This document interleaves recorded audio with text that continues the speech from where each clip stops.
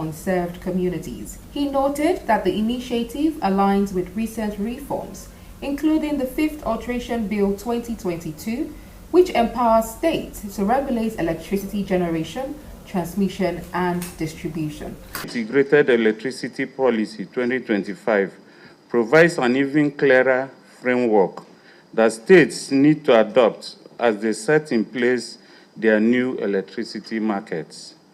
It is expected that in doing so, renewables will form a large part of the emerging investment opportunities. The forthcoming conference, organized in collaboration with the Office of the Speaker and United Nations Development Fund, UNDF, will gather lawmakers, investors, and energy experts to chart a legislative framework for Nigeria's renewable energy future. For Global Television, Queen Agaba reporting. Business correspondent Queen Agaba, thank you for your report. And meanwhile, in a move aimed at creating a coherent national framework for Nigeria's renewable energy sector, the House of Representatives Committee on Renewable Energy has announced plans to host a first-of-its-kind legislative conference focused on green energy policies and regulations. Speaking during a press briefing at the National Assembly in Abuja, the committee chairman and member representing Ogbaru Federal Constituency of Anambra State, Afam Ogene, says the conference will bring together lawmakers, regulators, international partners, and private sector leaders to align on the country's legislative direction in the energy transition scheme. Minister of Women Affairs and Social Development, Iman Suleiman Ibrahim, has pledged the ministry's commitment to supporting Nigerian women and other vulnerable groups in society. This is coming on the heels of the Federal Ministry of Women Affairs and Social Development celebrating its 30th year anniversary and the signing of a memoranda of understanding with development partner, Women at Risk International Foundation in Abuja. Correspondent Godwin Sunday again completes the report. In order to strengthen support for sexual-based violence survivors, the Federal Ministry of Women Affairs and Social Development has signed a strategic partnership agreement with Women at Risk International Foundation, WARIF. The partnership demonstrates the ministry's commitment to advancing women's rights and addressing social challenges. Speaking during the signing ceremony, the minister, Imam Sulaiman Ibrahim, spoke on the significance of the MOU towards strengthening Nigerians' response to sexual-based violence, SGBV. Today marks more than just the signing of a document, but a significant milestone in our shared journey towards strengthening Nigerians' response to sexual and gender-based violence. It marks our collective commitment to ensuring that survivors of sexual violence are no longer left to suffer in silence, but given access to survivor-centered, high-quality healthcare and support services across our nation. The founder of Women at Risk International Foundation, WARIF, Dr. Kemi Da Silva Ibru, spoke on the significance of the signing ceremony. The signing of the MOU today signifies WARIF's commitment towards transforming the lives of women and girls affected by sexual violence, rape, and child abuse in all regions of the country in partnership with the Federal Ministry of Women's Affairs. With the signing of the MOU in partnership with WARIF, it is clear that Nigeria will definitely win the war against SGBV and other sexual violence that young people, especially women, are experiencing in the country. My name is Godwin Sunday. Thank you, Godwin. Minister of Solid Minerals Development, Dr. Dele Alake, has pledged unwavering support for the newly established Department of Gemology and Gemstones at Yakubu Gowon University in Abuja. The initiative, the first of its kind in Africa, aligns with the minister's strategic vision for enhanced capacity building within Nigeria's mining sector. Business correspondent Sharon Ajay has details. Hosting a delegation from the department led by Professor Adesoji Adesogba, Dr. Alake described the new department as a vital hub of knowledge for professionals in the gemstone and jewelry-making value chain, emphasizing that the initiative will strengthen Nigerians' mining industry by cultivating a new generation of experts equipped to drive sectoral growth. Institute the Jory Institute under the ministry in Abuja to be affiliated to the Yakubu Gowon University, I think is just quite relevant, and will provide a great deal, or not just provide, but will complement the work of the university and the Department of Gemology and Geology. And it also really is gratifying to me because it's like a synchronizing with our own objectives, our own vision for the development of this sector. But the idea is that those that we send there to train should come here and be trainers. Yes. Right? But now that we have even the training institute in the university, it gives fillip to our efforts and to the capacity enhancement of the sector. In his remarks, Professor Adesoji Adesogba praised the minister's ongoing reforms, noting that they have significantly repositioned the sector for sustainable growth. He appealed for ministerial support in securing formal affiliation between the university and the Gemological Institute of Nigeria, and pledged the department's commitment to supporting the ministry's goals, particularly in enhancing mining contribution to Nigerians' GDP. The minister further pledged full backing for the proposed affiliation and called on other institutions to follow Yakubu Gowon University's lead in incorporating mining-focused courses. Sharon Ajay reporting for Global TV News. Away from Sharon Ajay's report now, the federal government says it is seeking investments of 1.5 trillion naira in the country's medical education within the next 5 years. Minister of Education, Dr. Tunji Alausa, stated this in Abuja during the inauguration of the Ministerial Committee on TED-Fund High Impact Intervention Project for Medical Schools Rehabilitation across the 6 geopolitical zones. The minister also announced that it has allocated over 110 billion naira to 18 public universities to boost enrollment into medicine and surgery, pharmacy, dentistry, and nursing programs. Our correspondent Ramsey Enoch Agbo reports. The Minister of Education, Dr. Maruf Tunji Alausa, says the committee will be charged with ensuring that the funds allocated to the rehabilitation of the medical schools are used effectively and efficiently. He also emphasized the need for tertiary institutions in Nigeria to produce more medical practitioners to reduce the impact of the Japa syndrome. When we came in as a government, we are admitting just about 5,000 medical students into a medical school. We moved quickly to double that number. Even at doubling to 10,000, we're still a long way. Today we have deficit of 30,000 doctors in the country. So if you're training this, just admitting 10,000, no, we have deficit of almost 300,000 doctors or so, 300,000, yeah. So just building physical structure alone will not cut it. And that's why we are investing in simulation labs that can give us expansive ability to train more medical students.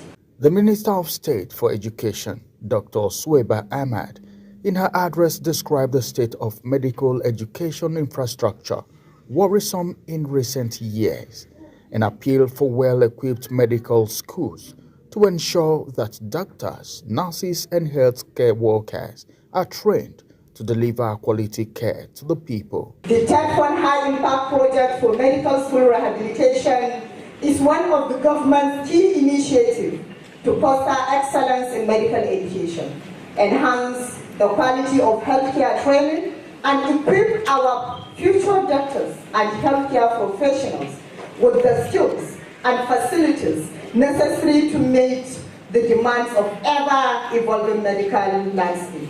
As we are all aware, the state of medical education infrastructure has faced many challenges in recent years, and it is no secret that a well-equipped medical school is fundamental to ensuring that our doctors, nurses, and healthcare workers are trained to deliver quality care to our people. The Executive Secretary of TED Fund, Sonny Echono, expressed appreciation to Mr. President and Minister of Education for the vision and commitment to the fund's intervention activities, particularly the strengthening and repositioning of the nation's health institutions, especially intervention in medical schools for the year 2025. There is absolutely no doubt that intervention will go a long way in solving some of the challenges facing the health sector in the country. The provision of critical manpower in the health sector remains a huge challenge and is often exacerbated by the Japa syndrome. The problems of insufficient and unqualified medical personnel leading to high doctor-patient ratio and all the other indices that we are not very proud of have lingered for far too long. The challenges of ill-equipped medical facilities have also persisted. It is for these reasons that intervention is considered not only important, but also timely. There is absolutely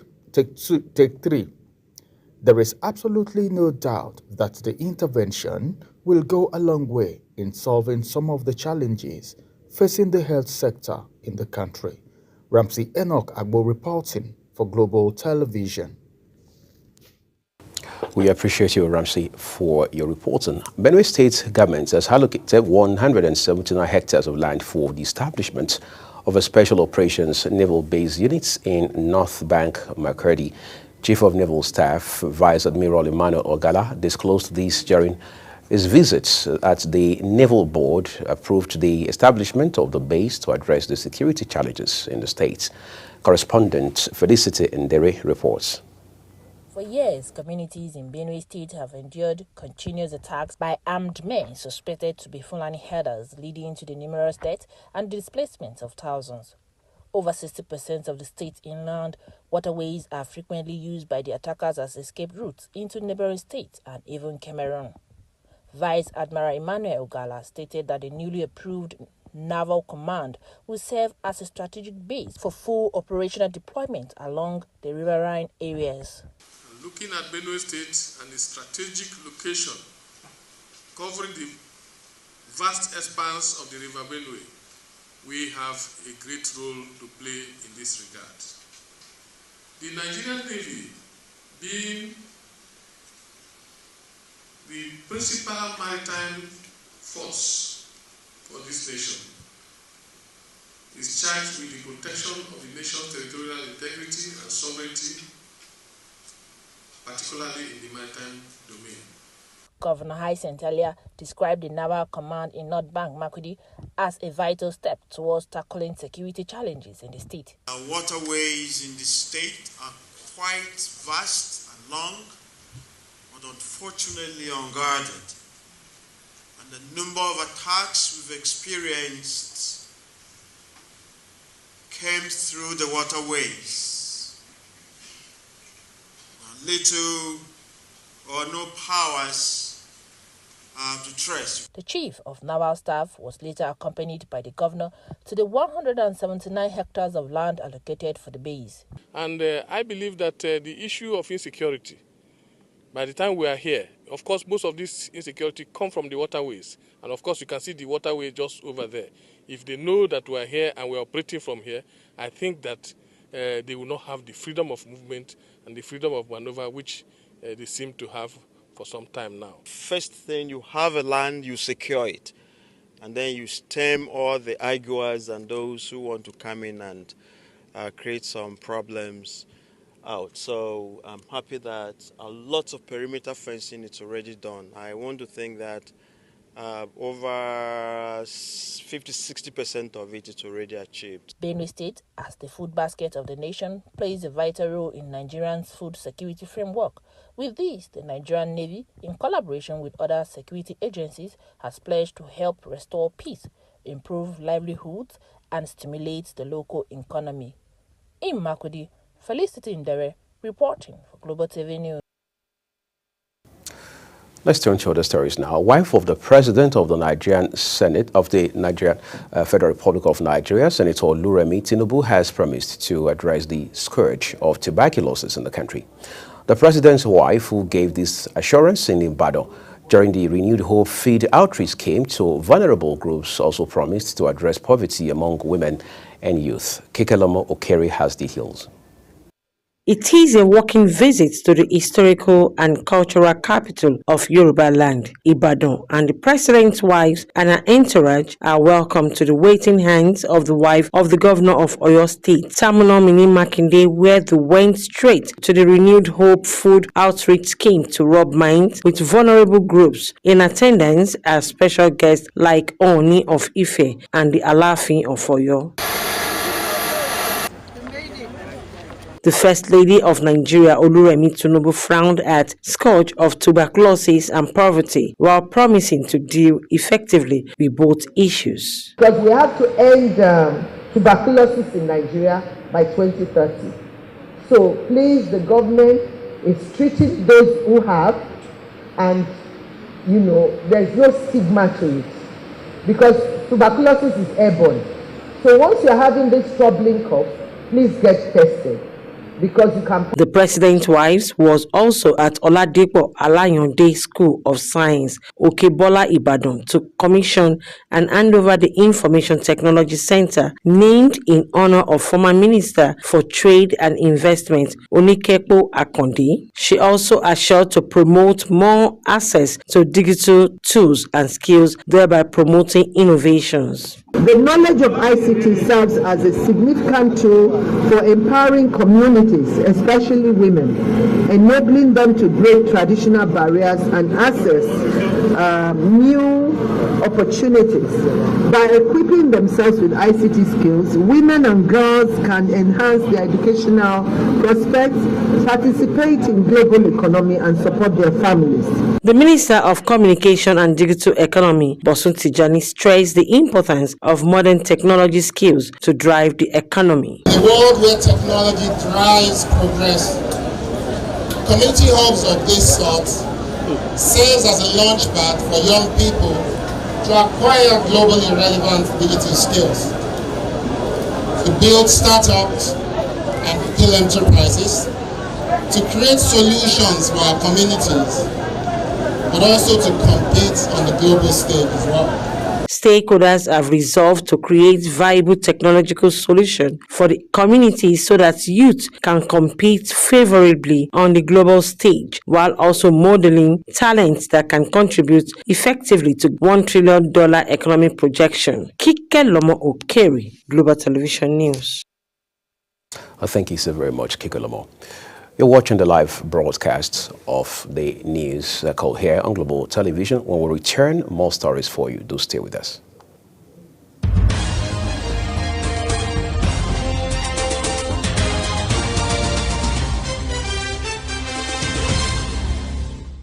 Do you know that Global Television can be watched in Nigeria and all over the world?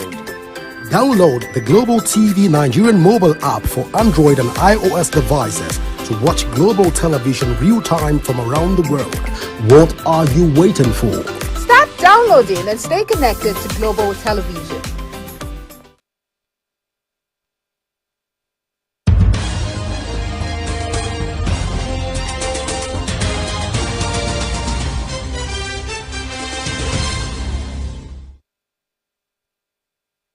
Thank you for staying with us. The Nigeria Employers Consultative Association, NECA, has announced the 2025 edition of its flagship Micro, Medium and Small Enterprises MSMEs Fair, aimed at strengthening small businesses and promoting a more supportive regulatory environment. Association's Director General Adewale Smart Oyerinde emphasized the vital role MSMEs play in national development, describing them as the lifeblood of Nigeria's economy. The Naira continued its downward trajectory, closing at 1,602 Naira to Kobo to the dollar at the official exchange rate. This is according to data published by the Central Bank of Nigeria, CBN. Let's jump to the foreign scene now, where the United Kingdom Prime Minister Keir Starmer has praised the Royal Air Force's professionalism and bravery after it carried out strikes against Houthi targets in Yemen. Speaking during the weekly session of Prime Minister's Questions, Sturma stated that the strikes were in line with long-standing policy. Yesterday evening, Royal Air Force Typhoons successfully conducted strikes against Houthi military targets in Yemen in a joint operation with our US allies. This action was in line with long-standing policy of the UK government to defend freedom of navigation in the Red Sea after Houthi attacks fuel regional instability and risk economic security for families in the UK. The Royal Air Force has struck buildings around 25 kilometers south of the Yemeni capital, Sana'a, which were being used by the rebels to manufacture drones. Donald Trump has celebrated the first 100 days of what is already one of the most radical and far-reaching presidencies in U.S. history. But polls show Americans becoming disenchanted with the economic and political tumult. The 47th president will mark the milestone in trademark style, seeking to rejuvenate his base with a rally in the battleground state of Michigan that swung his way in November as he soundly defeated Kamala Harris. Sports now. Imo State Governor Hope Uzodinma has received the Unity Torch ahead of the 2025 National Sports Festival set to hold in Ogun State. The governor praised the National Sports Commission for its organization and described sports as a key tool for promoting unity across Nigeria. Handed it over to the national leader and is now coming to His Excellency. I use this opportunity to encourage all our participants to go all out there with determination and bring medals that will represent the excellent status of our guests.